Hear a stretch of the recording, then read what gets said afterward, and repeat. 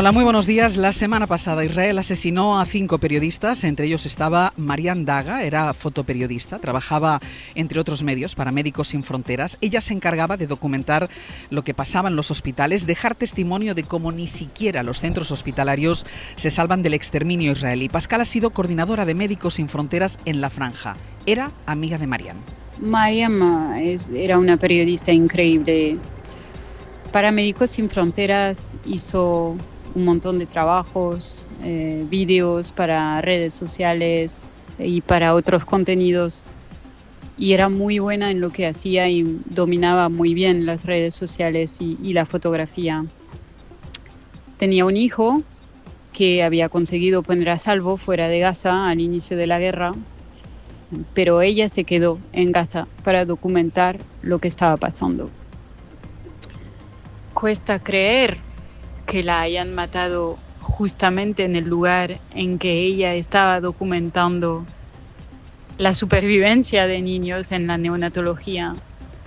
Cuesta creer que su asesinato haya pasado justamente en este lugar, que era el lugar del nacimiento. Alfonso Bauluz, presidente de Reporteros Sin Fronteras desde 2022. Muy buenos días. Buenos días, Ángeles. Alfonso, documentar lo que está pasando en la Franja de Gaza es fundamental para que el mundo conozca qué es lo que hay ahí. Sí, verdaderamente escuchamos este escalofriante relato y nos podemos dar una idea de hasta dónde está llegando la maldad. Exterminar a los bebés para impedir que esa población, que los palestinos, sigan existiendo, básicamente. Alfonso, ¿cuántos periodistas han muerto desde que empezó la invasión? Y no solo periodistas, porque nos fijamos mucho en ellos, pero hay muchos colaboradores, gente que está en su entorno que también ha muerto. Sí, en todas las guerras, cuando se desmoronan los aparatos de propaganda de los estados, surgen personas que, sin tener relación con el periodismo, informan, ayudan a los periodistas, facilitan la labor de los periodistas nacionales si quedan o extranjeros. En Gaza, obviamente, además de los periodistas, que hay muchos, porque siempre ha sido un centro de interés mundial, hay muchas personas que colaboran y trabajan para los medios de comunicación internacionales y nacionales, y luego también ha habido personas que a través de las redes sociales, simplemente mostrando lo que pasa, también han relatado las trágicas consecuencias del ataque israelí. Ayer supongo que tú también leíste, como casi todos nosotros, ese artículo que escribió el colaborador del País desde dentro de Gaza, el periodista que no murió en el ataque del que hablábamos antes porque estaba terminando precisamente un artículo para el País, y el compromiso que tienen los periodistas que siguen trabajando con el hecho de contar lo que pasa. Ellos dicen, si nosotros no lo contamos, nadie sabrá lo que está pasando. Bueno, eso es obvio, por eso Israel quiere silenciar el periodismo palestino en Gaza. La realidad es que no lo han conseguido, su voluntad es de hierro, su compromiso precisamente para que esta barbarie no sea olvidada, no sea ignorada, para que algunos políticos, especialmente en Europa, no miren para otro lado, incluso no sean cómplices. Necesitamos que ellos continúen y sobre todo necesitamos que la prensa internacional pueda entrar, algo que exigimos a todos nuestros gobiernos, que presionen a Israel, especialmente los más cercanos a Israel. ¿Qué acción piensa poner en marcha a partir de hoy Reporteros Sin Fronteras? Bueno, yo creo que son exigibles todas las responsabilidades penales, como ya se están solicitando ante la Corte Internacional de Justicia, ante el Tribunal Penal Internacional, pero también va a haber que comenzar a incriminar a aquellos responsables políticos que están obstaculizando que los tratados europeos, que los acuerdos internacionales se cumplan. En el caso de Israel es flagrante y la oposición de países como Alemania a la cabeza es absolutamente intolerable. Alfonso Bauluz, muchísimas gracias. Gracias a vosotros.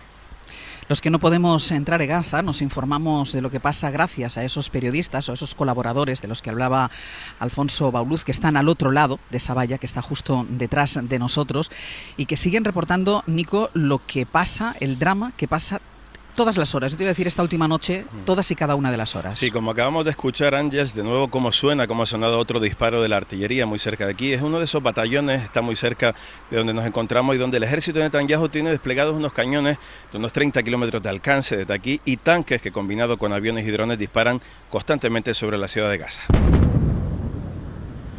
Apenas unos segundos después se dibuja en el horizonte esa especie de seta enorme en forma de columna de humo, a veces blanco, otras negro, siempre mortífera, como los 9 muertos que ha causado esta noche en la capital de la Franja, en las últimas 24 horas, casi 70.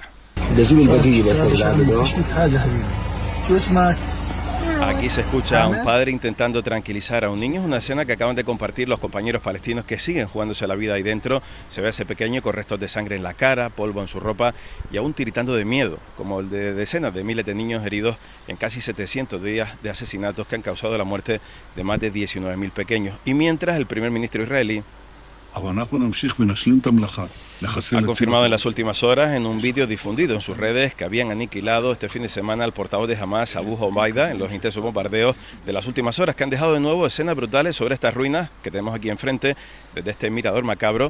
No están tan lejos a pesar del muro informativo que trata de imponer Israel. A las 7 de la mañana la portavoz de UNICEF dentro de la Franja, que está precisamente, podríamos verla desde aquí, porque el mirador del que habla Nico da justo a Ciudad de Gaza, nos contaba cómo los niños eran asesinados cuando iban a buscar la comida, cuando iban a buscar la poca ayuda, es que cuesta llamarlo incluso ayuda humanitaria, el poco material que entra del exterior. Una de las zonas donde se concentra este material es más al sur de donde nos encontramos nosotros, en el paso de Kerem Shalom. Ahí está Pablo Morán. Pablo, cuéntanos.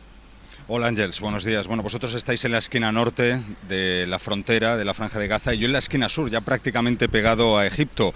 Es decir, estamos a 2 kilómetros de Rafah, de Han Yunis, bueno, en realidad a 2 kilómetros de los escombros de esas localidades arrasadas por todas las ofensivas que hemos venido contando a lo largo de casi 2 años. Hemos visto cierto trasiego de camiones a primera hora de esta mañana y alcanzamos a ver algunos más, algunas decenas más en la terminal de carga del paso fronterizo, pero en absoluto los suficientes que harían falta para paliar la hambruna en Gaza, declarada oficialmente por Naciones Unidas hace pocos días. En absoluto esos miles de camiones de los que nos hablaba esa portavoz de UNICEF hace solo una hora. Una hambruna de la que Israel responsabiliza a Hamas, mientras niega el genocidio promovido sobre todo por los ministros ultras de Netanyahu, con llamadas al exterminio del pueblo palestino. Una declaración que en las SER censura el portavoz del ejército Roni Kaplan. Nunca en la vida eso fue una política oficial del ejército israelí. Puede calar, a mí me parece un grave error. A mí me parece un grave error y también me parece que es algo, me parece un grave error y me parece que es algo que es como para sacar músculo de alguna manera, ¿no? Para sacar músculo, decía Roni Kaplan. Este portavoz también cuestiona la cifra global de víctimas durante todo este genocidio, que ha aumentado esta noche con los incesantes ataques que nos relataba Nico y que continúan a esta hora, porque aquí, desde este punto del que os hablo, también se puede percibir perfectamente el estruendo de los disparos de artillería del ejército israelí. Siguen sonando aquí el sonido de los proyectiles. Se levanta ahora mismo en la zona de Jabalia, la podemos ver desde el punto donde nos encontramos, una inmensa e intensa columna de humo que señala perfectamente cuál ha sido el objetivo de estos últimos proyectiles que hemos podido escuchar desde este mirador que ha denominado y ha calificado antes Nicolás Castellano como macabro, y es que hay que verlo para entender el por qué le llamamos macabro, porque es un mirador desde el que se ve perfectamente toda la Franja de Gaza, un mirador al que suben muchos habitantes de esta zona, muchos vecinos de esta zona, también muchos turistas, para ver la guerra prácticamente en directo, a 1 kilómetro. Y hay muy cerquita de aquí, justo al otro lado, una ciudad levantada, una urbanización nueva para ganar terreno, evidentemente, con algunas de las terrazas desde las que se puede ver, Bayo, perfectamente la guerra mientras uno se toma un café.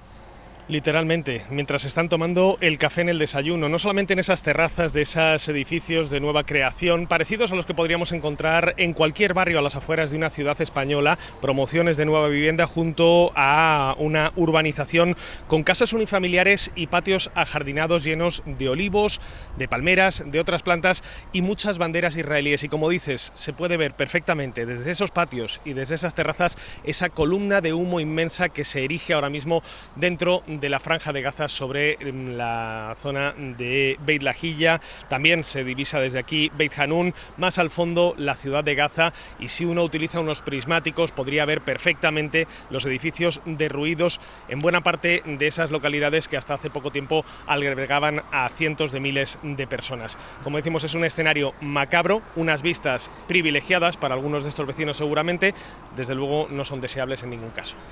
Hoy el Washington Post adelanta además algunos detalles más del plan que tiene la Casa Blanca para Gaza una vez que Netanyahu haya acabado su invasión. El documento prevé desplazar a cambio de dinero a toda la población gazatí para reubicarla en otros países o bien en zonas vigiladas dentro de Gaza, según este periódico, mientras se construye ese gran resort turístico y también un punto tecnológico en la franja. Estados Unidos administraría el territorio durante al menos 10 años. El caso es que Netanyahu sabe que cuenta con el respaldo de Donald Trump, mientras en Europa apenas nada se mueve frente al genocidio, lo comentábamos antes. Alemania y Hungría impiden que haya sanciones contra el gobierno israelí y en protesta por la parálisis institucional, ayer partió de Barcelona una nueva flotilla que quiere llevar ayuda humanitaria a Gaza. La forman 300 personas de 40 nacionalidades y a bordo viajan, por ejemplo, Greta Thunberg o Ada Colau. El actor Eduard Fernández leyó el mensaje antes de que partieran los barcos, que fueron despedidos por más de 5.000 personas. Cada barco que parte hacia Gaza es un grito de dignidad y un recordatorio de que el mar no debería ser frontera ni cárcel.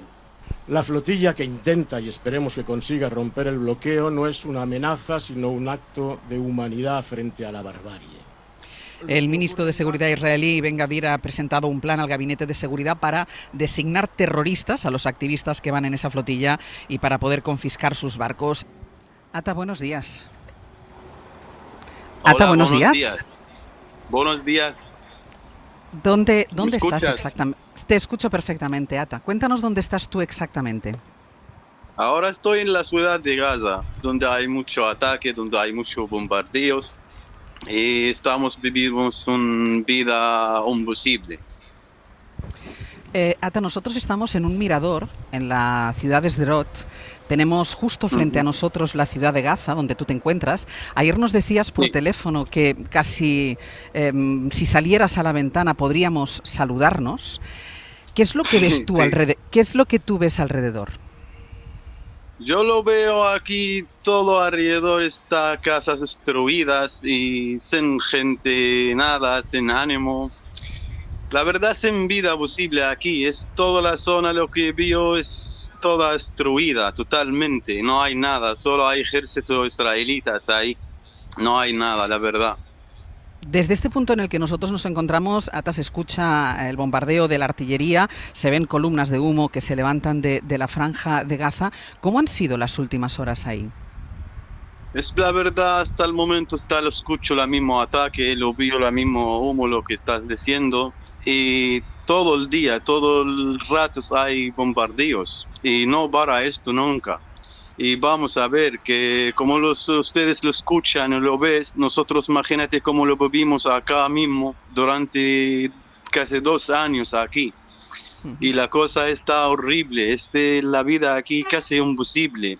No hay nada de nada aquí, no falta medicamentos, falta ayuda humanitaria, falta agua limpia para vivir.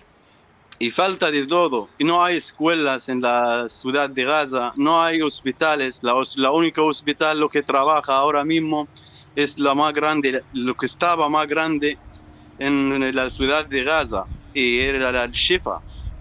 Y él ahora está trabajando con un poco capacidad, porque no funciona como antes. Y hay muchos heridos, diariamente mueren muchos niños, muchas mujeres. Diariamente hay ataques, no para la guerra, es un genocidio total.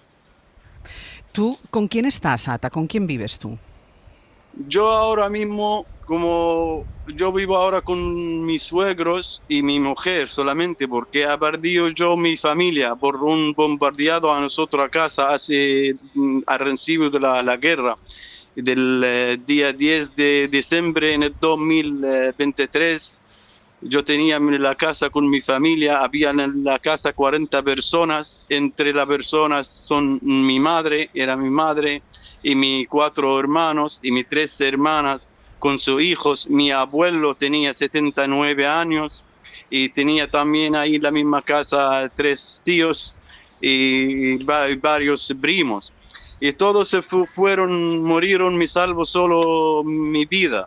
Y había un niño también sobrevivir por milagro. Y perdía todos son mi familia. Ahora estoy solo, pero menos mal que salido, pero se fue herido también. Y Mi mano es izquierda, estaba 3 meses, no podía ni moverla, mi pierna. Y también tengo un poco de la cara, un poco de la cabeza. Y hasta el momento la verdad que me duele, pero no hay medicamento aquí, no hay médicos se tratan para mejorarme, para darme lo que necesito.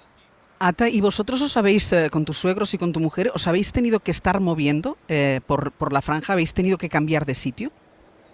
Claro que sí, es que he movido desplazarme casi más de 7 veces al mínimo. Y ahora mismo, antes de ayer, que estábamos tranquilamente en la casa, fue un bombardeo en la casa de al lado. Tenía que salir a las 10 de noche. Tenía que salir escapando de la zona, buscarme un lugar seguro. Y me fui a la playa porque como no había ningún lugar para irme con mis suegros, con mi mujer, me fui a la playa a dormir con una manta al suelo hasta la mañana, hasta se puede ver el sol y dónde voy a ir. Y ahora me vuelvo mismo en la casa de mis suegros porque no hay dónde irnos, no hay ningún lugar seguro, no hay un lugar. No hay espacio de un lugar para irnos tranquilamente, para asegurarnos si estamos bien. Y Ata, ¿qué podéis comer? ¿Cómo conseguís comida? Comida y agua. Es la verdad, y la agua es muy difícil para seguirla. Encima la agua limpia para beber es muy difícil de seguirla. Y la comida también, por ayuda humanitaria, lo decimos, no podemos seguirla, pero podemos comprar un poco lo que está en el mercadillo, pero no todo hay, falta muchas cosas. Y por ejemplo, de verdura, si hay un poco verduras, pero tampoco se encuentran, es muy cara, tanto caras. Es que, por ejemplo, 1 kilo de tomate, si quiero comprar 1 kilo de tomate, ese cuesta casi 12 euros. O 13 euros ahora, pero está en este momento mejor que hace un mes y hace 2 meses, porque es que estaba más caro del triple. Y como decimos, la carne, no hay carne nada, en toda la franja de Gaza no hay carne, de este no hay nada de nada. Y es lo que estás pasando súper mal, la verdad que estamos acá, tenemos una vida imposible, no hay nada. Tú vivías fuera de Gaza, tú fuiste a Gaza porque tu madre estaba enferma y a ti el inicio de la invasión te pilló dentro de Gaza. Sí, la verdad, yo vivía en Madrid hace más de 18 años. Yo venía a Madrid desde el 2016 y me trabajé ahí. Al final yo tenía mi trabajo, mi propio trabajo. Tenía mi casa, tenía mis coches, tenía mis colegas, mis amigos, casi familias tenía también ahí. Y gracias por todos lo que me preguntan por mí ahora. Venía yo a la casa en septiembre del 2023 para ver a mi madre porque estaba enferma, tenía que estar al lado con ella. De repente me venía la guerra. Entonces desde la guerra me empezó con ella a moverme, lo que puedo ayudar a mi familia. Y entonces después de 2 meses fue bombardeado la casa de mi familia y yo estaba ahí, me perdía todos y qué pena y no puedo aguantarme, no puedo lo que vio, lo que estás pasando. Imagínate si tú vienes a visitar tu familia y ni te quedas con ellos 2 meses y al final te lo pierdes todos y fíjate lo que estás pasando. Encima yo estoy viviendo aquí 2 años, casi 2 años entre el genocidio que estamos viviendo. Es un genocidio total. Ata, ¿tú has intentado salir o que alguien te ayude? Tú que eres una persona que llevabas tanto tiempo viviendo en Madrid, con trabajo estable en Madrid, ¿tú has intentado que te saquen de ahí, a ti y a tu familia, poder salir de ahí?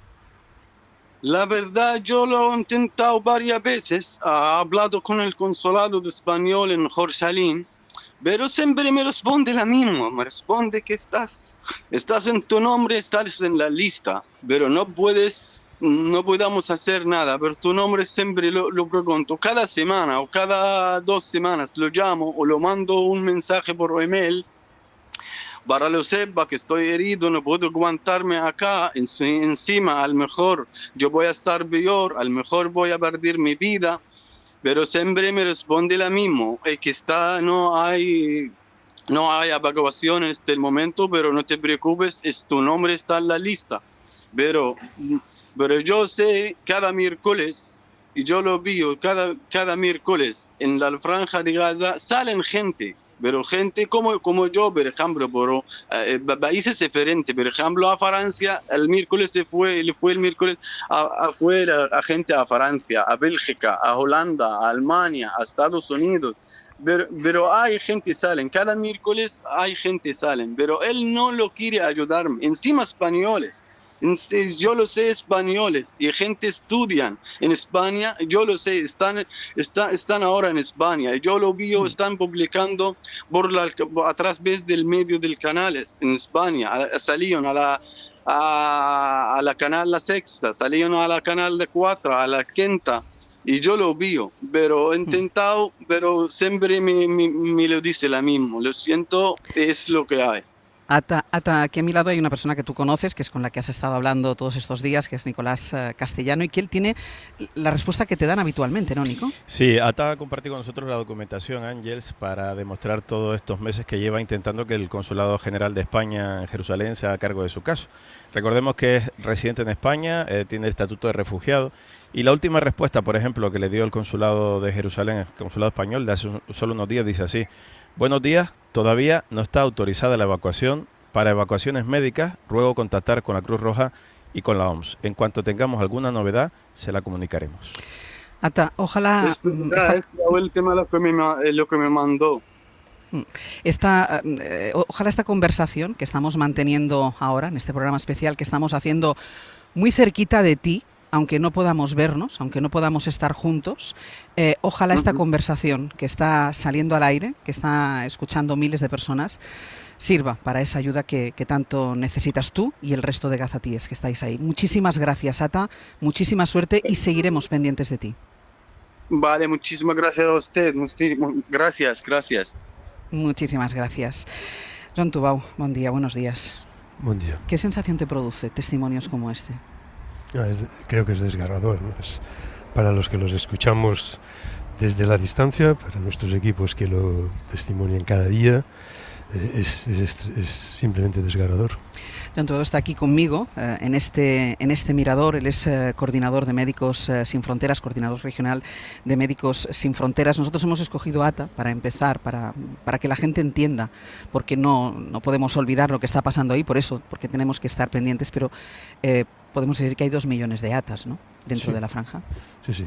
A día de hoy la población de la franja en general vive en estas circunstancias. Probablemente hoy en la ciudad de Gaza son quizá más agudas que en el resto de la franja, pero no son tan diferentes. Efectivamente, las próximas semanas probablemente en la ciudad de Gaza serán todavía más crudas y todavía más duras, pero es así en toda la franja. Vamos a hacer una pausa y a la vuelta seguimos desde este mirador viendo Gaza sin poder entrar. Israel no nos lo permite. Tenemos al frente la ciudad de Gaza y toda la franja, insistimos, es lo más cerca que podemos estar de esa zona porque no se nos permite la entrada a los periodistas. Me acompaña el coordinador regional de Médicos Sin Fronteras, Joan Tubau, y aprovechando que él está aquí, yo quisiera hablar con alguien de Médicos Sin Fronteras que está dentro de la franja. Ella es Esperanza Santos, es enfermera y actual coordinadora de operaciones de Médicos Sin Fronteras en la franja. Esperanza, muy buenos días. Hola, buenos días. ¿Qué tal es la situación esta mañana allí donde tú te encuentras? Bueno, pues la verdad que esta mañana ha empezado temprano las operaciones militares. En la ciudad de Gaza ha habido bombardeos y actividad militar durante toda la noche, también en el norte de Han Yunis, pero desde las 5 de la mañana sí que se ha intensificado bastante. ¿Cuál es la situación de los centros, de los lugares donde Médicos Sin Fronteras puede trabajar, puede actuar?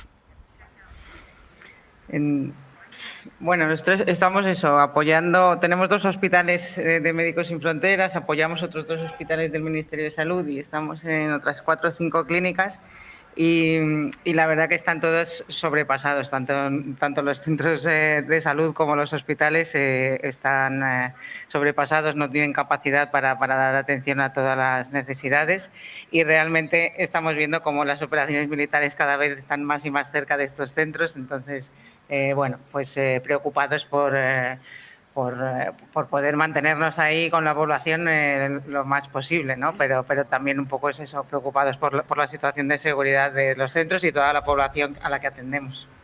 Es decir, que las operaciones militares no respetan, ya llevamos tiempo viéndolo, no respetan los centros hospitalarios, no respetan los centros donde la gente intenta acudir a curarse y a refugiarse también.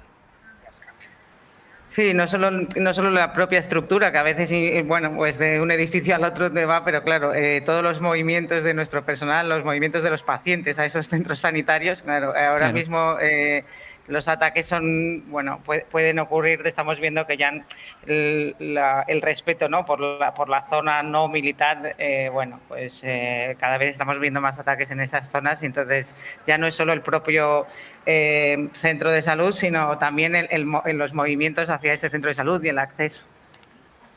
¿Cuáles son los casos que se presentan, sobre todo en estos hospitales? ¿Qué es lo que os encontráis?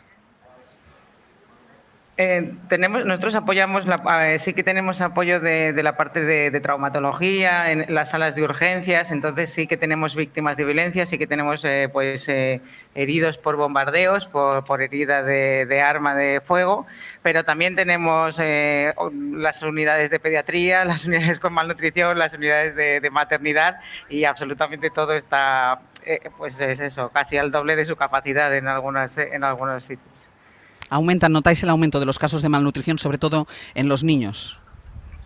En los últimos meses, desde que inició el bloqueo en marzo-abril, sí que hemos notado un aumento de los casos de malnutrición, tanto en niños como en mujeres embarazadas. Esperanza, déjame que te haga una pregunta que le formulaba a las 7 de la mañana la portavoz de UNICEF dentro de la franja, y yo le decía, ¿es lo peor que has visto? ¿Es lo peor que has vivido? ¿Tu Esperanza es lo peor que has visto? ¿Es lo peor que has vivido? No me gusta comparar y desafortunadamente he vivido bastantes conflictos y bastante tremendos. Ya, por eso te lo preguntaba. He estado en Sudán mucho tiempo, he estado en Tigray, he estado en Siria, he estado en muchos sitios, entonces no creo que sea comparable, creo que todas las guerras son malas. Lo que es específico de Gaza probablemente es eso, es que está todo pasando en una franja muy muy pequeña de espacio y es como una trampa mortal, ¿no? Para la población que está dentro. Esperanza, muchísimas gracias. Gracias a vosotros. Joan, es verdad, decía Esperanza, no me gusta comparar, vosotros trabajáis sobre el terreno en multitud de conflictos, habéis visto y habéis vivido prácticamente de todo, pero ¿tiene esta guerra algo diferente a lo que habéis visto en otros sitios? Bueno, yo sí hablo a título personal, yo creo que sí que tiene diferencias y es que hemos vivido guerras, algunos de nosotros a nivel individual y como organización extraordinariamente crueles y hablaba de alguna de ellas, pero aquí realmente hay algo que es probablemente diferente, ¿no? Y es la simetría entre los combatientes, si lo puedo decir así, y el hecho de que uno de ellos es un Estado supuestamente democrático que forma parte del sistema internacional y que está utilizando y que está básicamente está negligiendo todos los tratados, está vulnerando los tratados, los acuerdos tácitos del sistema internacional, de lo que se espera de un Estado como el Estado de Israel. En ese sentido, yo creo que sí que es diferente, quizá no en el sufrimiento de la población ni en algunas de las tácticas, pero yo creo que tiene un significado y una simbología diferente y eso es lo que hace que mucha gente no lo entienda. Se lo hemos contado en más de una ocasión, incluso la guerra tiene sus reglas, aunque parezca absurdo, pero las reglas tiene sus reglas. Hay un derecho internacional que prohíbe que se elimine, que se extermine una población, como está intentando Benjamin Netanyahu, y eso es precisamente lo que está pasando justo enfrente de nosotros. Y hoy, a diferencia de ayer, es un día más nítido, es un día más claro. Ayer había una neblina de polvo y nos impedía ver con tanta exactitud y con tanta perfección la franja, y hoy podemos verlo y está pasando delante de los ojos primero de los que estamos aquí, pero es que todo esto está pasando frente a los ojos del mundo. Para que el mundo lo sepa, para que se pueda documentar lo que pasa, para que se puedan documentar los delitos, es fundamental el trabajo de los periodistas que están dentro de la Franja de Gaza, de los periodistas palestinos, de los periodistas gazatíes, que son los únicos que pueden trabajar dentro, que hasta hace un tiempo podían trabajar evidentemente intentando escapar de las mismas penalidades que intenta escapar el resto de palestinos, pero ahora tienen un problema añadido, y es que son ya abiertamente objetivo del ejército de Israel. La semana pasada Israel asesinó a 5 periodistas. Entre ellos estaba Marian Daga. Era fotoperiodista, trabajaba entre otros medios para Médicos Sin Fronteras. Ella se encargaba de documentar lo que pasaba en los hospitales, estos hospitales de los que ahora mismo nos hablaba Esperanza. Dejar testimonio de cómo ni siquiera los centros hospitalarios se salvan del exterminio israelí era uno de los trabajos, de las misiones de Marian. Y quiero que escuchen a Pascal. Ella ha sido coordinadora de Médicos Sin Fronteras en la Franja y era amiga de Marian. Era una persona muy buena, muy centrada en los otros. Y me acuerdo de decirle de ser prudente porque se acercaba a zonas que estaban en ruinas todavía, donde podía haber remanentes de guerra. Pero ella siempre privilegiaba documentar. Y documentar con palabras, pero sobre todo con fotografías. Mucho de lo que se recordará de Gaza durante la guerra será obra de Marian. Y yo me acordaré de una mujer buena, una mujer profesional, una mujer fuerte, motivada, siempre con ganas de dar la información, de levantarse cada mañana a pesar de ser ella también víctima de la guerra, de también vivir en condiciones durísimas, de también enfrentarse a las condiciones de vida sin electricidad, sin agua corriente, etcétera, etcétera, de no tener a su hijo cerca de ella. Me acordaré de una mujer que admiraba y que creo todos admirábamos. Cuesta creer que la hayan matado justamente en el lugar en que ella estaba documentando el nacimiento de niños en la maternidad, la supervivencia de niños en la neonatología. Cuesta creer que su asesinato haya pasado justamente en este lugar, que era el lugar del nacimiento. Flavia Capellini, buenos días. Buenos días.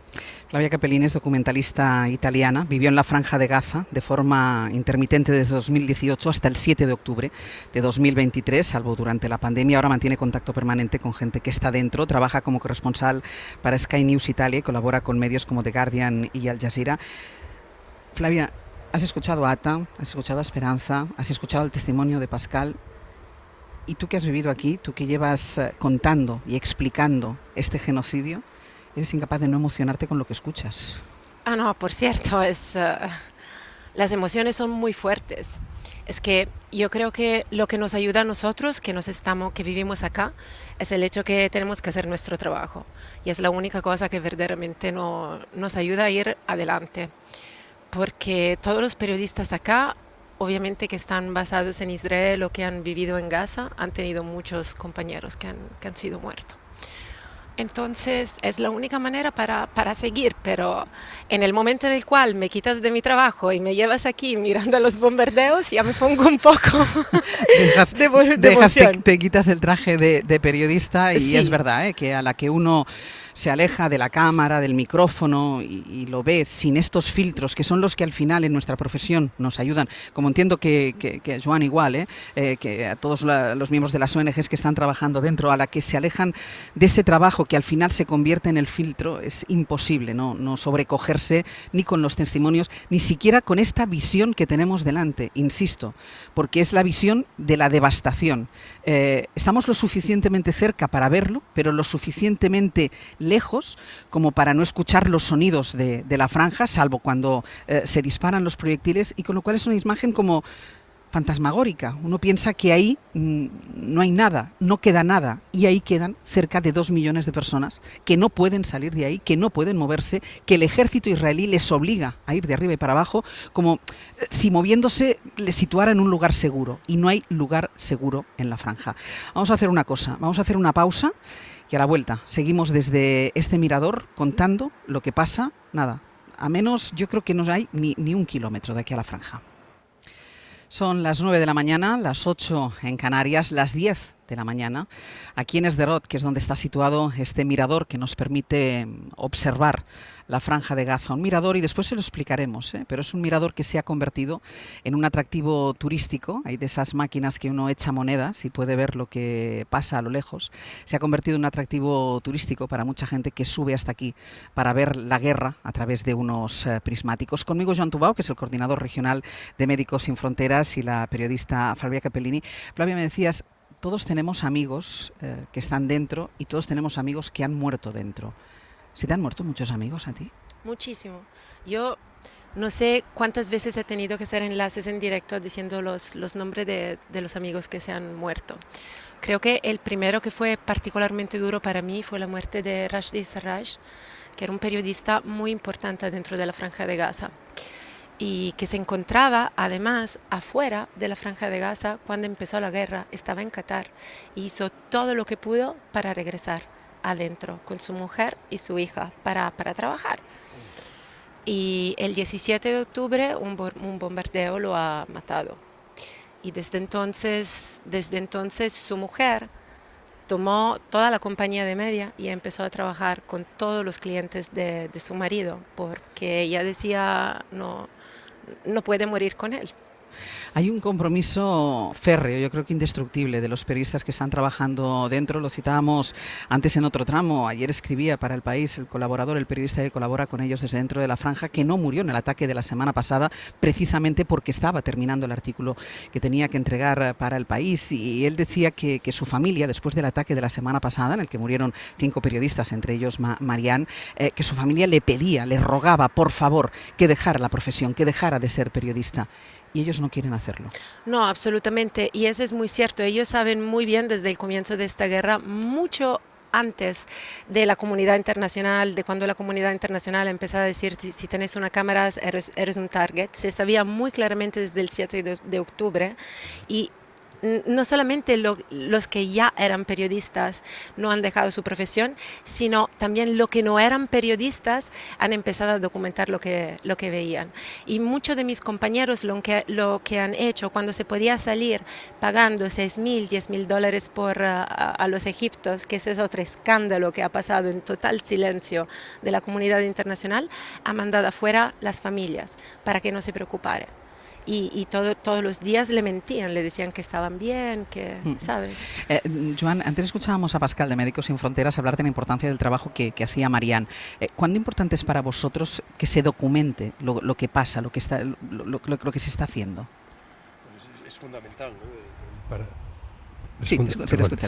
Es fundamental, y lo ha explicado Pascal muy bien. Efectivamente, a día de hoy somos una organización que proviene de médicos y periodistas, ¿no? Por lo tanto, entendemos el valor de la palabra y el valor de la denuncia en situaciones como estas. Hoy, desgraciadamente, no podéis estar vosotros, por lo tanto es fundamental de que, aparte de los periodistas que nos contaba la compañera, que están arriesgando su vida, dando su vida, no arriesgándola, dándola, pues sin eso sería un conflicto todavía probablemente más crudo y más olvidado. Nuestros equipos aportan y colaboran en la difusión también, ¿no? Es algo que, en cierta forma, llevamos en el ADN, ¿no? Pero obviamente no sustituye el trabajo extraordinario que hacen los compañeros palestinos. Gracias a esos compañeros, Nico, nosotros sabemos y nos informamos y nos llegan las imágenes que ellos graban, que ellos cuelgan en sus redes, que cuelgan en sus medios. Es una de las fuentes de información que tenemos los que estamos al otro lado de esta valla para contarles a ustedes este genocidio. Sí, fíjate que solo gracias a ellos podemos saber que en las últimas horas se han contabilizado 78 muertos hasta la medianoche en la jornada del domingo, Ángeles, y 33 en las colas del hambre. 33 es el récord fatídico desde que en marzo Israel cerró la entrada de ayuda humanitaria. 33 asesinados, como nos decía la portavoz de UNICEF, a las 7 de la mañana, la mayoría niños y adolescentes, que son los que acuden con más fuerza a esas colas para intentar hacerse con las migajas que entran durante la noche, y hemos sido testigos desde primera hora, que hemos llegado aquí prácticamente a las 4 de la mañana, hora española, de la cantidad de artillería que ha caído enfrente nuestra, en el centro de la ciudad, cuando recorríamos el perímetro. Hay instalaciones de artillería y tanques a lo largo de todo el perímetro que divide esta franja de Gaza del territorio que ocupa Israel, y lo cierto es que de momento, porque ahora mismo están los compañeros acudiendo a esos puntos donde caen las bombas, se ha reportado otra decena de muertos. Es la escena que vemos cada día, hoy de manera más nítida que incluso la que vimos ayer, con esos edificios caídos, esas torres que tú tuviste la ocasión de visitar y de ver la vida que había dentro en el año 2014, y que gracias a los compañeros y compañeras, son más de 240 que han muerto, y a los que siguen ahí, pues sabemos lo poco que sabemos frente al muro informativo que quiere Netanyahu, ¿no? Hemos hablado de treguas desde que empezó esta invasión, hemos hablado de alto el fuego. El hecho es que prácticamente nunca ha cesado el bombardeo, nunca ha cesado el ataque contra los palestinos. Sí, desde aquí precisamente pudimos contar en el Hoy por Hoy, en directo, la primera tregua en noviembre del año 2023. Duró apenas una semana y fue aquella ocasión en la que salieron algunos de los rehenes vivos y salieron miles de presos palestinos que llevaban mucho tiempo en las cárceles de Israel. Por cierto, y lo contamos, muchos niños pequeños. Este Estado que está en el sistema internacional del derecho internacional encarcela a niños sin ningún tipo de orden, sin ningún tipo de juicio. Eso fue en noviembre del 23. A la semana se rompió esa tregua y lo contamos también aquí en directo, precisamente desde este mirador, Ángels. Y no fue hasta enero de este año, y en una especie de regalo de Netanyahu a Trump, cuando hizo otra mini tregua en enero, el 18 de enero, y se paró también durante unos días. Hubo otra vez un intercambio de presos palestinos por rehenes, algunos vivos, algunos muertos. Y desde entonces la guerra no es que haya seguido, se ha intensificado. Hay más asesinatos que nunca, a un ritmo mayor que nunca. Desde la llegada de Trump, el número de bombas y la dimensión de esas bombas que se utilizaban ya no tiene límite, como intentó Biden en su última época, en su último mandato. Y sobre todo, esa nueva dinámica, el arma como el hambre como arma de guerra, que está causando una hambruna. Es la primera hambruna que se declara, Ángels, en la historia del sistema humanitario fuera de África. Y se ha declarado aquí en la ciudad de Gaza. Pues vamos a hacer una cosa, vamos a hacer una pausa, ya que estás hablando de hambruna. A la vuelta nos vamos a uno de esos puntos donde se concentran algunos de los camiones que tienen que entrar esa ayuda humanitaria. Yo cada vez que yo digo ayuda humanitaria quiero decir que no la quiero llamar ayuda humanitaria. Lo que pasa, Joan, es que no sé cómo llamarlo, porque lo que entra son migajas. Sí, y obviamente no es humanitaria, o sea, la ayuda humanitaria se rige por unos ciertos principios muy básicos de dignidad y humanidad, y de proporcionalidad que la forma en la que se está distribuyendo la poca que entra no cumple. Edición especial de este Hoy por Hoy para arrancar la temporada con el compromiso de no olvidar, de seguir escuchando lo que sale, los gritos, las imágenes, los gritos de ayuda y de auxilio que salen de la Franja de Gaza ante la pasividad internacional, ante la vergonzosa pasividad internacional. Y yo les decía cuando empezábamos a las 6 de la mañana, especialmente dolorosa para los europeos al ver que la Unión Europea es incapaz de consensuar ningún tipo de medida para presionar a Benjamin Netanyahu para que termine con este exterminio que está llevando a cabo en Gaza. Hablábamos de los bombardeos, hablábamos de las armas, hablábamos de cómo mueren los palestinos e incorporábamos ya desde los últimos meses un elemento más como arma de guerra, que es el hambre. Nos hacían la fotografía, nos contaba Ata cómo es prácticamente imposible conseguir comida, nos contaba la representante de Médicos Sin Fronteras, Esperanza, los niños con hambruna que llegan a los centros hospitalarios, y nos decía ahora Joan, es que no podemos hablar de ayuda humanitaria, a pesar de que tenemos en la retina muchos de nosotros esos camiones que están esperando en algunos pasos fronterizos a poder entrar en la franja. En uno de esos pasos está Pablo Morán. Pablo, cuéntanos, buenos días. Aquí seguimos, Ángels, buenos días, muy cerca del paso de Kerem Salón en el sur de la frontera de Gaza con Israel. Desde aquí también de entrada se percibe perfectamente el estruendo del fuego de artillería del ejército israelí al otro lado de la valla de separación, en una zona ya arrasada, porque estamos hablando de Rafah, de la que solo quedan escombros. Está también a esta altura Han Yunis, duramente castigada también por los ataques. Apenas hemos visto tráfico de esos camiones a lo lo largo de esta mañana y sí que alcanzamos ver algunas decenas al fondo en la terminal de carga del paso fronterizo, pero en absoluto los miles de camiones que harían falta para paliar esa hambruna en la franja, como señalaba esta mañana en la SER la portavoz de UNICEF. Una hambruna de la que el ejército sigue responsabilizando a Hamás. Eso defiende en declaraciones a la SER el portavoz del ejército, Ronnie Kaplan. La cantidad de ayuda humanitaria que están dando en la franja de Gaza es muy por encima de lo que establece el derecho internacional humanitario. Existe una política de hambruna dentro de la franja de Gaza bajo ningún concepto. Bajo ningún concepto. La razón por la cual hay hambre en algunos sitios de la franja de Gaza es porque Hamás no le permite a la gente acceder a la comida. Créeme que el Hamás, la Jihad Islámica y los clanes aledaños a ellos tienen mucho más comida en este momento que la clase media española y que la clase media israelí. Más allá de lo que ocurre dentro de la franja está la presión interna de los familiares de los secuestrados, la que ejercen sobre el gobierno de Netanyahu para que cesen los ataques, para que no se pongan más en riesgo la vida de los rehenes que siguen con vida, una veintena aproximadamente según la inteligencia israelí. Pero esos familiares volvieron a protestar anoche, volvieron a pedir el cese del asedio anoche frente a la sede del Ministerio de Defensa, donde se reunía el gabinete de seguridad de Netanyahu, y esto le responde Kaplan. Nosotros como ejército entendemos que la única forma de liberar a los secuestrados es a través de ponerle más y más presión a Hamás. Dejar a Hamás en el poder en este momento es poner en peligro de que esto vuelva a pasar una y otra vez, porque es lo que ellos hablan de forma abierta. Este portavoz niega también las cifras oficiales de víctimas, de asesinados a lo largo de estos casi 2 años de asedio, unas cifras avaladas por Naciones Unidas, y niega también que Israel esté perpetrando un genocidio sobre la población gazatí. Raquel Martí, buenos días. Hola, buenos días, Ángels.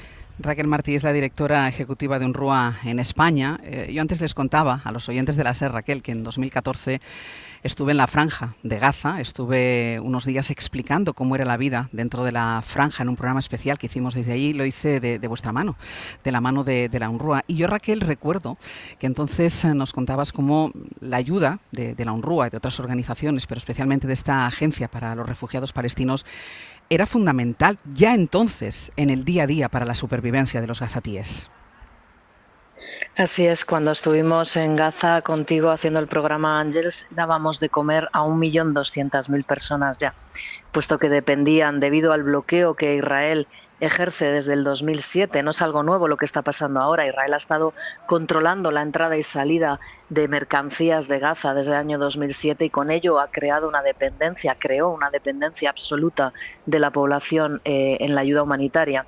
Antes de este bloqueo, UNRWA alimentaba a 85.000 personas y antes de que empezara la ofensiva, el 23 de octubre de 2007 dábamos de comer a 1.200.000 personas, con lo cual esta situación no es nueva. Israel ha estado bloqueando constantemente la entrada de ayuda humanitaria y llevando a la población de Gaza a estar por debajo de la línea de la pobreza. Y además ahora con la imposibilidad de que UNRWA pueda hacer nada porque la agencia ha sido desmantelada, no solo dentro de Gaza, sino en Israel. Bueno, no es tan así. Lo que no tenemos ahora mismo en Gaza son internacionales, igual que en Cisjordania, puesto que les han prohibido la renovación de los visados para poder mantenerse dentro del territorio palestino ocupado, pero las operaciones de UNRWA continúan con nuestra población, con nuestros trabajadores locales, puesto que UNRWA principalmente lo que tiene son trabajadores palestinos, todos ellos son refugiados de Palestina y de hecho en Gaza están operando ahora mismo 12.000 trabajadores. Tenemos clínicas de salud, estamos ocupándonos de la distribución de agua, estamos ocupándonos de la distribución de combustible, estamos dando apoyo psicosocial a la población, sobre todo a los niños. Tenemos todavía refugios, hay más de 100.000 personas en nuestros refugios. Estamos dando también, estamos ocupándonos de la recogida de residuos, que es uno de los graves problemas que hay ahora mismo dentro de la Franja de Gaza. ¿Qué os reportan desde el interior? Yo recuerdo al inicio de la invasión cómo estos refugios de los que tú me estás hablando ahora eran objetivo de ataques. La primera vez recuerdo que se bombardeó uno de ellos, no dábamos crédito, lo que nos quedaba por vivir y por escuchar todavía después de aquello. ¿Qué os reportan desde dentro?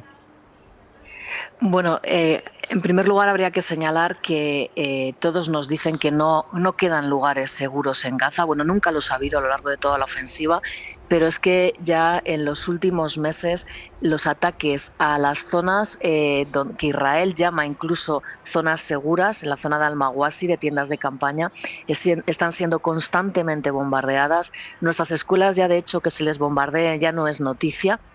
Pero siguen bombardeando nuestras escuelas, siguen bombardeando nuestras clínicas de salud, siguen bombardeando los hospitales donde hay población desplazada, población civil, con lo cual todo el mundo lo que dice es que da igual donde estés en la Franja de Gaza, porque no hay ningún lugar en el que te puedas quedarte seguro. Por otro lado, están aumentando muchísimo las enfermedades contagiosas, las diarreas, las enfermedades respiratorias, pero que incluso están apareciendo nuevas enfermedades que no se habían registrado con anterioridad en la Franja de Gaza. Muchas de ellas no pueden ser todavía determinadas cuáles son, puesto que no hay laboratorios para poder analizarlas, pero por ejemplo han aparecido casos del síndrome Guillain-Barré, que es una enfermedad rara, paralizante, que se produce por la contaminación del agua. Se ha producido casos de meningitis, de polio. Nos están contando todos nuestros trabajadores, por otro lado, que están exhaustos, van a trabajar sin comer. Se desmayan en nuestras oficinas, se desmayan en nuestras clínicas porque llevan varios días sin comer. Nos dicen que sus hijos pasan las noches llorando porque tienen el estómago vacío y que les desespera la impotencia de no poder llevar nada a sus hijos para que puedan comer. Nos cuentan muchísimas anécdotas, como las madres tienen que decidir con el poco alimento que consiguen al día a cuál de sus hijos alimentar. Y muchas veces miran frustradas cómo se les mueren sus bebés en sus brazos, impotentes, sin poder hacer nada. Raquel, tengo que hacer una pausa. A la vuelta, esto que tú nos lo estás explicando, nos lo va a contar alguien con el que estamos en contacto desde ya hace meses, el doctor Refart, que a todo lo que nos contaba al principio de la ofensiva añade ahora la dificultad, precisamente de algo que tú decías, que es la dificultad para encontrar alimentos para sus hijos. Raquel, muchísimas gracias. Gracias a vosotros, gracias por este programa, Ángels. Un abrazo. A ti. Desde el mirador que nos permite observar Gaza, con unos minutos desde que hemos empezado al abierto en el que prácticamente no hemos escuchado el sonido de proyectiles y han ido disminuyendo las columnas, intensas columnas de humo por el efecto de estos proyectiles que veíamos al principio del programa. Además, con el objetivo, yo decía antes, Joan, la sensación de que es fantasmagórico lo que pasa ahí. Ahí hay mucho movimiento, ahí hay mucha actividad, hay la actividad de los que intentan salvar la vida y la actividad de los que intentan exterminarles, porque el plan de Netanyahu es tomar toda la ciudad de Gaza. El plan, la vuelta de tuerca desde hace un par de semanas, anunciada, formal, oficialmente aprobada por el Gabinete de Guerra, es tomar la ciudad de Gaza. Eso quiere decir expulsar las 800.000 personas que aproximadamente viven en Gaza, que no están saliendo porque no saben a dónde ir, no hay un lugar quizá mejor que la propia ciudad de Gaza, y por lo tanto vaciarla de gente como táctica de guerra. Estas 800.000 personas se les dice que tienen que bajar al centro de la franja o al sur, a Darbala o al Mawasi, lugar donde ya hay 1 millón de personas que continúan estando bajo las bombas, que son los que no tienen suficiente comida y que son los que acaban yendo como pueden a los hospitales que ya están reventados. Por lo tanto, ese es el plan, un plan que no puede más que generar más sufrimiento, más muerte y más enfermedad. Claro, y escuchando lo que nos cuenta Joan, y tú antes te ponías las manos a la cabeza, en un ratito volveremos al interior de Gaza, tenemos algún problema con las comunicaciones, pero tú antes, Flavia, te ponías las manos a la cabeza cuando escuchabas las explicaciones del portavoz del ejército israelí diciendo que hay más comida en Gaza que la que tiene una familia de clase media en España. Bueno, eso no es lo que me cuentan las personas que están por allá. El ejército israelí siempre ha echado la culpa a Hamas como si fuera como esta entidad sobrenatural, Hamas, para robar la comida, pero la verdad es que nunca han producido pruebas. De vez en cuando publican vídeos con gente con pistolas, pero esas no son pruebas conclusivas. Las Naciones Unidas y también la misma agencia de cooperación estadounidense han dicho muy claramente que no hay ninguna prueba que esto esté pasando. Hay sí pruebas que hay clan armados, que están robando comida, pero son clan armados que viven en Rafah bajo protección del ejército israelí. Y este problema de la ruptura de la distribución de comida ha empezado justamente cuando Israel ha empezado a matar sistemáticamente a todas las personas que hacían parte del grupo de la policía de la Franja de Gaza porque son Hamas.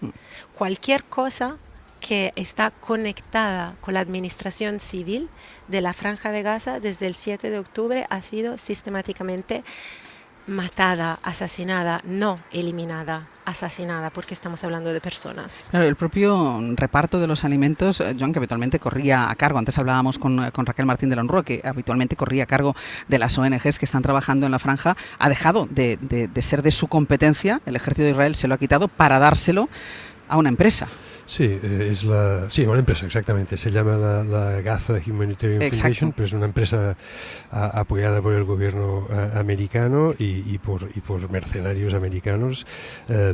En relación a la comida, si es o no es Hamas quien acude a esos camiones y genera evidentemente el caos o el desorden en la distribución de alimentos, eso es obvio, nosotros lo vemos, pero cuando la gente está desesperada y deja de tener resalvas, ¿no? Y deja de abocarse a esos alimentos de la forma que puede, básicamente por desesperación.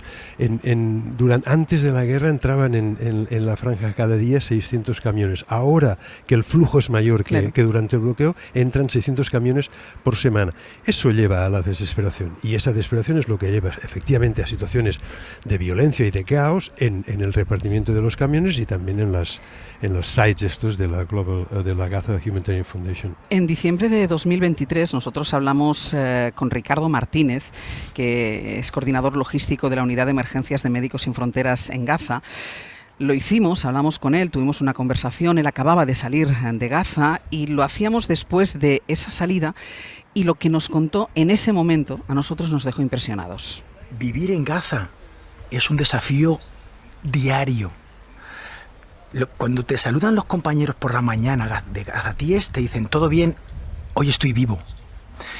Después de estar vivo por la mañana tienes que tener cuidado de no enfermarte, porque si te enfermas tienes muchas posibilidades de morir por enfermedades infectocontagiosas, consecuencia del hacinamiento brutal que hay de personas allí. Te voy a dar el primer ejemplo que pudimos experimentar. No llevábamos 3 días, yo creo, el primer gran aflujo de heridos en la Nasser. Un misil cayó a menos de 1 kilómetro de donde estábamos nosotros. Llegaron 120 personas, 70 muertos. La gran mayoría eran niños y mujeres. ¿Sabes, Ángel, que los niños defecan, abren sus esfínteres antes de morir, de miedo? Nuestros compañeros estaban manchados de sangre y de heces de los niños, del miedo que tenían antes de morir. Es difícil, es muy difícil. Tienen que seleccionar muy cuidadosamente a quién pueden aún salvar la vida y a quienes no hay nada más que hacer. Los estamos llevando a la muerte. La situación les está llevando a que vayan a morir de una manera que hasta ellos dicen: prefiero morir por las bombas a morir a esta muerte lenta que nos estáis dando.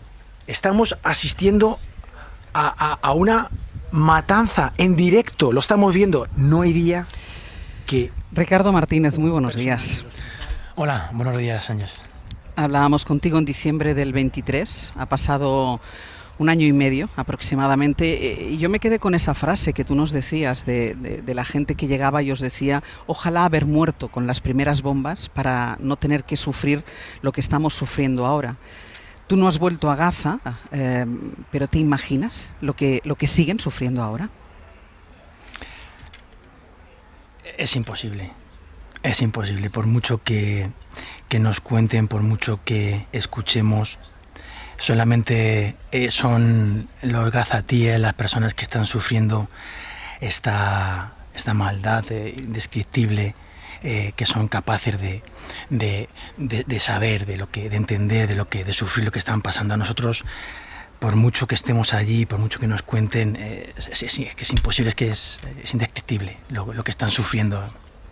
Claro, tú ya entonces ya me decías que lo que estabas viendo y además de lo que habías visto, y además decías, lo estamos viendo y nadie hace nada. Ha pasado 1 año y medio, Ricardo, y se sigue sin hacer nada. Es decir, aquello de lo que tú nos hablabas se ha multiplicado por 1 millón. Es que ¿cuántas palabras, cuántos discursos huecos y vanos se han dado durante este tiempo, lavándonos la cara, siendo falsos y verdaderamente no teniendo ninguna intención, ninguna voluntad de ayudar a acabar este genocidio?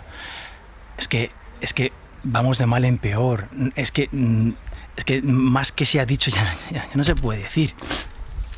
Ya no se puede decir. Y seguimos en las mismas. Si tú lo has dicho esta mañana y ahora viene el otro y dice que van a hacer el resort, ¿no? Esta locura. Sí. ¿Dónde vamos? Y es que hay final. ¿Qué vamos a hacer con estos 2 millones de personas? Es que lo estamos viendo. En este año y medio, tú vas a volver a Gaza en octubre, tengo entendido, ¿no? Sí, el 14 de octubre. El 14 de octubre tú vas a volver a entrar a la franja, esa franja que nos describiste hace 1 año y medio. En este tiempo, ¿has sido capaz en algún momento de dejar de mirar a Gaza? No. Salimos de Gaza, pero Gaza se queda dentro de nosotros. Hemos pasado cientos de compañeras y compañeros por Gaza y la huella que nos deja nos va a acompañar toda la vida. Es imposible de olvidar, de dejar de sentir, de mantener el contacto diariamente, no diariamente, pero prácticamente todas las semanas hablamos. Yo hablo personalmente con amigos gazatíes que encontré allí en noviembre cuando entré. Por cierto, ayer le preguntaba a Omar qué mensaje quería que pasásemos en nombre del pueblo gazatí y me pidió que por favor pidiese al pueblo español que no nos olvidemos y que sigamos manifestándonos y que por favor que estemos a su lado y que ellos lo sienten y nos están muy muy agradecidos a la población civil española. ¿Te da miedo lo que puedas encontrarte ahora en octubre cuando volvamos? Sí, me da miedo porque yo fue muy al principio de la guerra. Ya veíamos, como describimos cuando hablamos aquel día, Ángeles, de sí, por dónde iba ahí todos. Es que, perdona que te diga, es que están hablando del tema del hambre y de que del gobierno del militar israelí que dice que no hay hambre o no sé cuántas. Es decir, si las primeras objetivos que tuvieron fueron las granjas de animales. Los primeros objetivos en octubre y en noviembre, no estaba esto ya programado de alguna manera. Entonces, sí, tengo miedo, pero la responsabilidad de volver y continuar la ayuda que estamos haciendo a la población y nadie nos va a parar. Está aquí conmigo Joan Tubau, que es el coordinador. Conoces a Ricardo, ¿no, Joan? Está aquí Joan conmigo en este mirador de Sderot. Y antes, y lo contaba Flavia, que ella es periodista, y decía, yo me sumaba a lo que ella decía, como los periodistas, cuando tenemos la cámara, el micrófono, el bolígrafo delante, somos capaces no de verlo de otra manera, pero somos capaces de explicarlo sin llegar a la emoción. Y claro, a mí de esa primera entrevista con Ricardo me quedó sobre todo eso, ¿no? Que uno piensa que cuando uno está sobre el terreno, pues que está hecho a todo, ¿no? Que tiene callo. Y de esa entrevista con Ricardo nos quedó muy claro, Joan, que la gente que trabaja dentro de Gaza sufre, y sufre mucho. Sufre mucho. ¿Qué tal, compañero? Sufre mucho, obviamente. Y si no sufriera, pues probablemente no podría hacer este trabajo. Antes hablabais de los periodistas y cuando estáis delante de la cámara, delante del micrófono, ese momento de distancia de focalizarse en el trabajo que vais a hacer, en lo que aportáis, y es lo mismo que hacemos nosotros, ¿no? A veces pensamos de una manera racional en logística, en movimientos, en seguridad, en cómo montar o desmontar un hospital, y eso es lo que hacemos cuando trabajamos, y luego continuamos siendo gente y sufriendo, claro. Ricardo, ¿qué has hecho en este tiempo desde que saliste de Gaza? Bueno, pues he estado 2 veces en Darfur y en la frontera de Chad, apoyando al otro genocidio de la etnia Masalí y Fur en esta zona del mundo, y la guerra civil de Sudán. He estado en el Mediterráneo central en búsqueda y rescate de los inmigrantes que están huyendo del infierno en la tierra de Libia y Túnez para venir a Europa. Estuve en Goma también cuando cayó en manos del M23, el grupo rebelde ruandés, y desde junio he vuelto a la unidad de emergencia para seguir dando apoyo continuo a las intervenciones que estamos desarrollando, y por esto que en octubre vuelvo a Gaza. Y en Cisjordania, perdón, recién vuelvo, ya se me olvidaba, volví perdona, Joan. La semana pasada. De la semana pasada, dice Joan. De hecho, de Cisjordania acaba de salir también, acaba de volver. ¿Cuál es la situación ahí, Joan? Bueno, la situación es una situación terrible. Lo que pasa es que obviamente pues tenemos el foco donde lo tenemos puesto, y bueno, aunque el sufrimiento no se compare, pues la situación es muy, muy diferente, pero es terrible, y sobre todo lo que es preocupante es ver cómo evoluciona y a la rapidez que evoluciona. Desde el 7 de octubre en Cisjordania Cisjordania tiene aproximadamente unos 2 millones de habitantes, ha habido 1000 muertos por violencia de militares israelíes o de settlers, ¿no? De colonos. Si esto lo extrapolas a Barcelona, son 1000 asesinatos en 2 años en la ciudad de Barcelona, ¿no? 2 millones de habitantes. Esto es lo que está pasando, más las constantes demoliciones de casa, matar, como hablaba Ricardo, matar a los animales, al ganado, cortar el agua en un desierto, la poca agua que hay en un desierto, y eso es lo que está pasando de una manera muy rápida, lo cual desgraciadamente parece que confirma que hay un master plan, y un master plan que obviamente por lo menos ciertos sectores del gobierno de Israel, los más a la derecha, tienen muy claro. Mira, te voy a contar una cosa, Ricardo, y lo voy a contar a los oyentes, más o menos lo estamos contando desde que hemos empezado el programa. Es surrealista el sitio donde estamos, no sé si surrealista es la palabra, antes Nico ha dicho macabro, porque estamos en un mirador como puede haber en cualquier ciudad para ver una montaña lejana, un monumento lejano. En este mirador estamos nosotros, y en este mirador, y lo acabamos de vivir hace tan solo unos minutos, es el punto en el que se acerca mucha gente para observar la guerra, incluso para insultar desde aquí y hacerle gestos obscenos con las manos y con los dedos a los gazatíes que están dentro. Es un mirador que tiene, Nico, incluso un aparatito en el que puedes poner monedas para, si ya no te parece suficiente verlo así como nosotros, poder ver un poco más de cerca cómo es la destrucción y cómo es el dolor. Acabamos de ser testigos, Ángels, de cómo llega un grupo con una guía y con una serie de documentos y fotografías explica el ataque que jamás perpetró en esta zona de Sderot. Aquí recordemos el ataque, casi 1400 víctimas, en una comisaría mataron a más de 30 personas. Enseñaba las fotos, explicaba lo que ha pasado. Y aunque los corresponsales como Flavia y otros como tú, que hemos estado en muchas guerras, hemos estado acostumbrados a buscar puntos de directo para contar la guerra, lo que no era habitual es convivir con lugares donde hay puntos de directo de las cámaras con gente que viene a victorear las bombas sobre una zona como es Gaza, ¿no? Por 5 shekels, por 1,28 €, se puede ver la destrucción que tenemos aquí delante a solo 700 metros. Y aquí, entre estos grupos, hemos hablado con un judío argentino que vive ahora en Memphis. Mi nombre es Sergio Musicante, originalmente de Argentina, pero vivimos en Estados Unidos ahora. Y bueno, venimos acá de vacaciones para un casamiento de una amiga de mi hija. Y hace muchos años que no vinimos acá, del 17 fue el viaje Sergio pasado. Nos contaba, Ángels, que ha contratado un guía que se vende en packs de visita al mirador desde sobre Gaza para ver lo que está pasando, y que como judío tenía la obligación de venir a interesarse directamente sobre lo que pasaba. El motivo del viaje era la boda de la amiga de una hija, pero quería ver con sus ojos lo que pasaba en Gaza. Es increíble, ver la realidad de lo que está pasando todos los días. Nos está explicando él las cosas que pasan, y bueno, esto es no sé, ser judío duele, ver esto y lo que ha pasado y lo que nos está contando y lo que está pasando Me imagino. Muchos de estos guías, Ángel, son reservistas, gente que ha servido en el ejército, y le explica con todo lujo de detalle en qué consiste esa valla, incluso se hicieron perforados muros para que evitaran precisamente que supuestos terroristas se infiltraran al territorio israelí. Y sobre todo cuando le preguntamos, bueno, después de ver esto, de ver la guerra en directo, ¿qué piensas? ¿Qué quieres? ¿La paz primero o qué deseas? Y esta era la respuesta. Estaba diciendo, no sabía que habían hecho abajo del fence, hicieron una pared de 270 pies para que no pasen por abajo. Por eso es lo que ha pasado, ellos vinieron por arriba.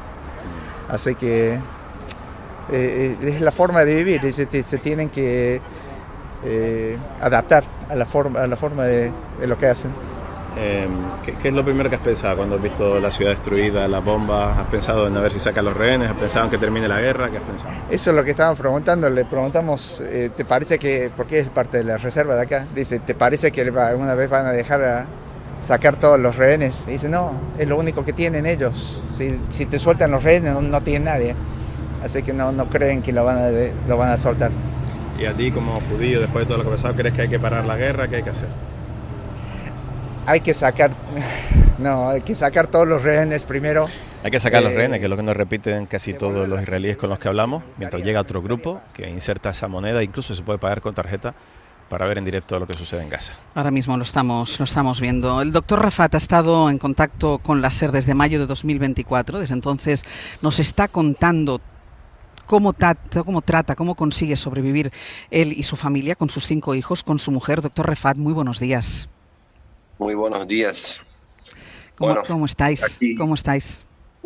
Bueno, tratamos de estar bien, pero es muy complicado todo para nosotros aquí. Lo más complicado, doctor, ahora mismo es conseguir esa comida para los niños. Sí, ahora hay crisis en todo porque no dejan pasar las ayudas y las pocas ayudas que dejan entrar. Hablamos de ayuda, de todo tipo de ayuda, ya sea de medicamentos, de comidas, de muchas cosas, no la dejan pasar y las pocas ayudas que le dejan pasar están siendo saqueadas, y a Israel lo que está queriendo hacer es causar caos para hacer sufrir más a la gente. Es un castigo a toda la población de Gaza para que no tengan la forma de vivir dignamente ni básicamente. Luchan todos los días por conseguir algo de comida, algo de agua, algo de madera para hacer fuego. Y aquí, como saben, no hay nada de lo básico, lo normal, como el gas, como el diésel, como los suministros comunes, no hay. Aquí todo fue destruido, ya sean supermercados, sean fábricas, sean partes de agronomía. No hay producción, cero trabajo, y la gente totalmente vive de las ayudas en las peores condiciones, porque cada día hay desplazamiento, hay ocupación de casi el 75% de toda la franja de Gaza, y la gente está concentrada en zonas muy terribles, bajo ataques, sin ningún tipo de servicio básico, en muy malas condiciones, y pobreza y hambruna y enfermedades y bichos, hay de todo, están viviendo lo peor de todo. Doctor, la primera vez que hablamos, usted ya hablaba de esa ayuda que pedía para poder salir. Usted ha estado en contacto con diferentes gobiernos para que le intenten sacar de Gaza a usted y a su familia. ¿En qué punto está esto? Bueno, estamos luchando hace más de 1 año y medio con la Embajada de Bolivia, con su Ministerio de Exteriores, pidiendo la autorización de Israel para que salgamos. Pero lamentablemente Israel nos tiene a todos como rehenes aquí. Nos tiene encerrados en una zona muy determinada, no nos dan permiso ni siquiera para salir. Muchos quieren ir a estudiar afuera, a tratarse, a curarse, a escapar de la muerte, pero no, nos obligan a pasar por todo tipo de muerte y no nos dejan libremente salir y no dan las autorizaciones de muchas personas que tienen doble nacionalidad como la mía, y sigo luchando por eso. ¿Cuántas veces ha dicho el doctor Rafat, ya no puedo más? Sí, muchísimas veces, ya estamos cansados de decirlo, estamos cansados, agotados de soportar cada día más, viviendo las mismas condiciones terribles, bajo terror, bajo ataques. Peor a los padres, yo trato de proteger a mis niños, cada día Es terrible. Anoche y la madrugada había muchísimos ataques, casi ninguna noche, ninguna madrugada pasa sin ataques, sin bombardeos fuertes. Y yo salté, estaba durmiendo, salté fuerte, viendo a mis hijos saltando, tratando de calmarlos cada día. Ya es demasiado, son muchos meses que son duros. Doctor Rafat, muchísimas gracias, como siempre, y seguiremos en contacto. Gracias a ustedes. Hasta luego. Les recordaba que habíamos hecho un programa especial en 2014 desde la Franja de Gaza y ya entonces decíamos aquello que ese era un lugar donde nadie merecía vivir. Quiero recordar unos pequeños pasajes de lo que contábamos en 2014. Hola, buenas tardes. Les saludamos hoy desde Gaza, al norte de un territorio largo y estrecho, conocido como la Franja de Gaza, donde viven cerca de 2 millones de personas, o mejor dicho, donde están encerradas cerca de 2 millones de personas. Básima, buenas noches. Buenas noches. ¿Qué es vivir en Gaza? Pues como vivir en una cárcel, pero al aire libre. ¿Qué es lo que no puedes hacer en Gaza? Pues no puedo trabajar, no puedo hacer una vida normal, salir, viajar. Mohamed Akluk, muy buenas noches. ¿Cómo afecta ya físicamente y mentalmente a las personas este bloqueo? Usted además que ha ejercido la medicina durante tanto tiempo. Yo creo que la situación actual en Gaza afecta mucho la mentalidad de toda la población de Gaza. Como has dicho, la mayoría no han salido de Gaza, viven en un cárcel. Isabel Pérez, buenos días. Hola, buenos días, Ángels. Isabel es periodista. En 2014, cuando la conocimos, era la única reportera española que vivía de forma permanente en la Franja. Se mudó al Líbano y después regresó a España. Y yo, escuchando los testimonios, Isabel, de ese programa que hicimos desde la Franja, visto ahora, uno piensa que aquello era un paraíso. Sí, qué paradoja, ¿no? Sí, efectivamente, sí. Ha cambiado mucho, ha cambiado todo y bueno, la verdad es que es desolador. Aunque en ese momento, bueno, también es verdad que cuando nos entrevistáis, no recuerdo exactamente qué mes vinisteis a grabar, Ángels. Mayo del 14. Porque fue un mes después, cuando el 12 de junio de 2014 empezaron los bombardeos israelíes en la operación Margen Protector. O sea, imaginaos, no nos imaginábamos en ese momento que iba a pasar eso, pero después de 2014, después del Margen Protector, sí que supimos un poco entrever que eso no iba a acabar de ese modo, sino que iba a acabar como está sucediendo ahora. ¿Qué noticias? ¿Tú sigues teniendo familia, conocidos dentro de Gaza? ¿Qué te cuentan? Bueno, la verdad es que en algún momento ya dejas de preguntar qué tal, por no parecer pesada, porque al final es verdad que tienen que también ellas hacer un esfuerzo en responder del día a día a todos los mensajes que les llega, pero lo que cuentan, principalmente lo que ya os he oído esta mañana, bien, estamos vivos, que es lo que importa, ¿no?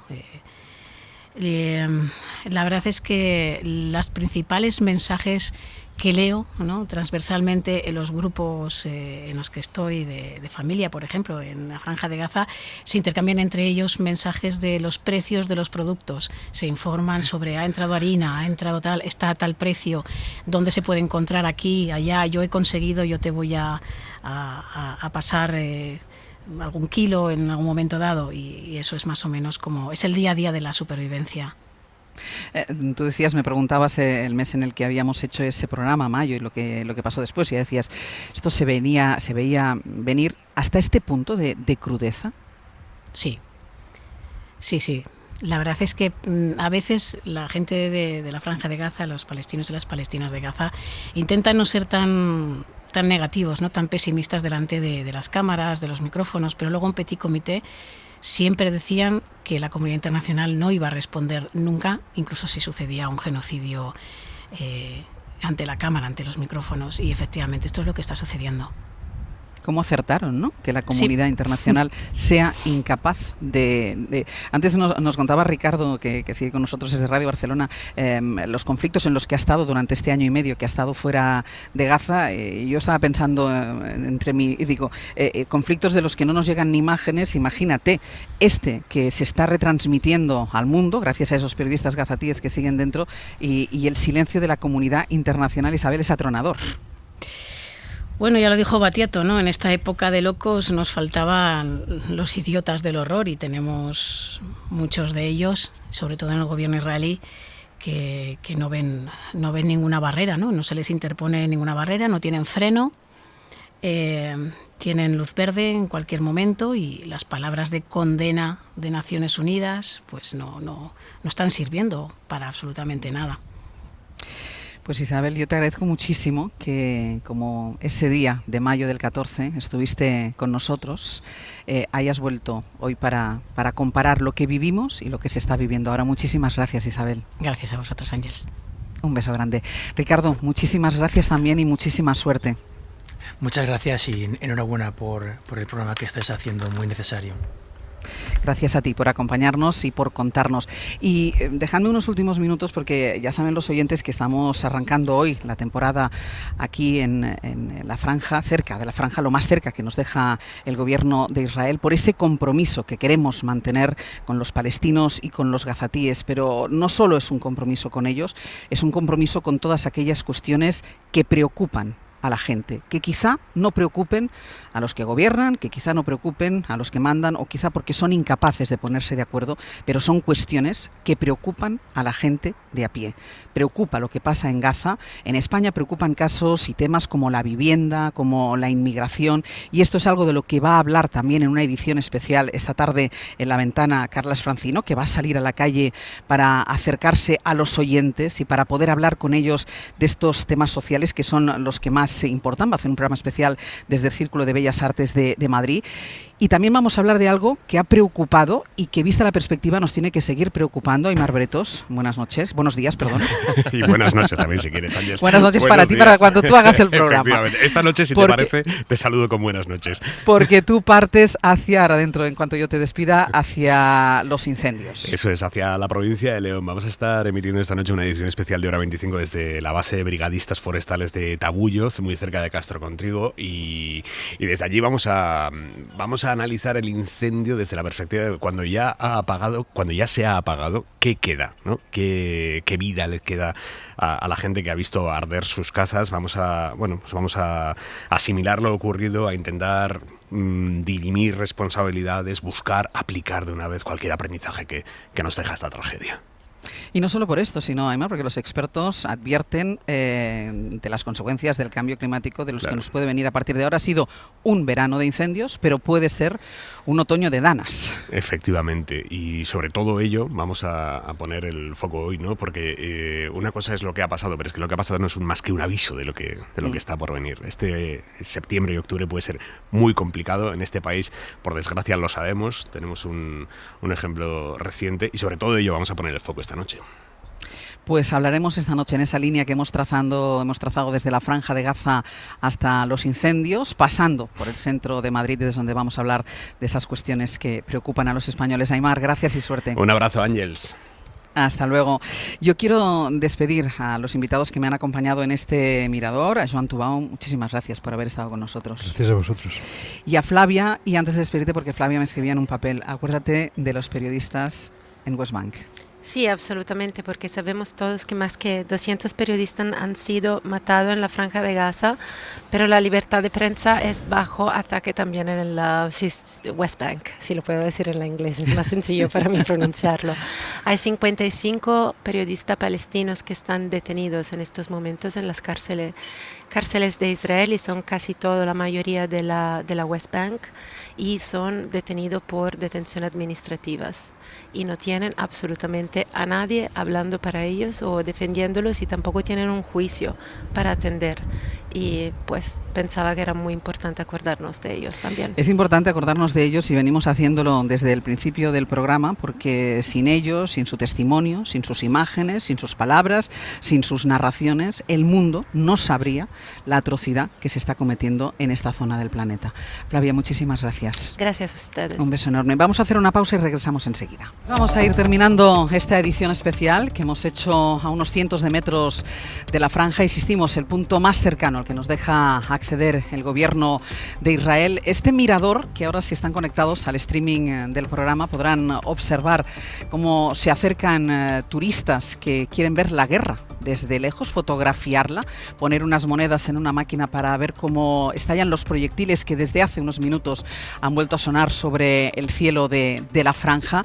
El programa termina aquí, o esta parte del programa, el programa no termina aquí, esta parte del programa termina aquí por hoy, porque mañana vamos a hacer una nueva edición de Hoy por Hoy del Abierto, sobre todo desde Jerusalén, para intentar entrar un poco más en el análisis político y también en el sentir de la sociedad israelí. ¿Qué dice ante este genocidio que se está cometiendo a solo unos kilómetros de su casa? Pero el programa continúa, José Luis Sastre. Sí, aquí tenemos que ir abriendo ya el magazine y las secciones Claro, nuevas. porque hoy vuelven los colaboradores de verano. Después del verano yo no voy a estar ahí para recibirles. Bueno, pues voy a hacer lo que pueda para ir recibiendo a Bob y preguntarle qué tal ha pasado él el verano, cómo van a venir Galder y Rafa en la dupla. Luego tenemos Artesano también. Hay de decir que los lunes vamos a mantener el esquema, en realidad vamos a mantener el esquema del magazine porque, oye, nos lo pasamos tan bien que hemos dicho para esta temporada. Es verdad que hay algún cambio. Por ejemplo, Bob, pero esto te lo voy a contar luego. Bob viene no tanto a responder preguntas, quizá viene él a plantearlas. Ahora sí. Miedo me dan las preguntas de Bob. Yo creo que me has dejado aquí solo el primer día del magazine para ver qué tal van saliendo estas cosas. Hablaremos del mercado, que se acaba hoy, el mercado de fichajes con Rafa y con Galder. Viene el artesano Pablo Ortiz de Zárate y tenemos un poco de mitos para ver si hoy, este 1 de septiembre, es el lunes más lunes de todo el año. Pues Astre, te voy a dejar con todo ello. Yo me voy a despedir de momento desde aquí con una petición, casi un ruego. Y es que nadie se olvide de Gaza. Que ojalá esta emisión que hemos hecho hoy desde aquí y mañana desde Jerusalén sirva para que volvamos a mirar hacia esta zona del planeta, donde en esta casa no hemos dejado de mirar, ni durante el año, ni durante el verano, tú lo has hecho, pero que continuemos haciéndolo y sobre todo a ver si esto consigue remover alguna conciencia y sobre todo en aquellos sitios donde tienen que tomarse decisiones importantes. Sastre, ¿te quedas? Aquí me quedo. Un beso y hablamos mañana. Un beso enorme.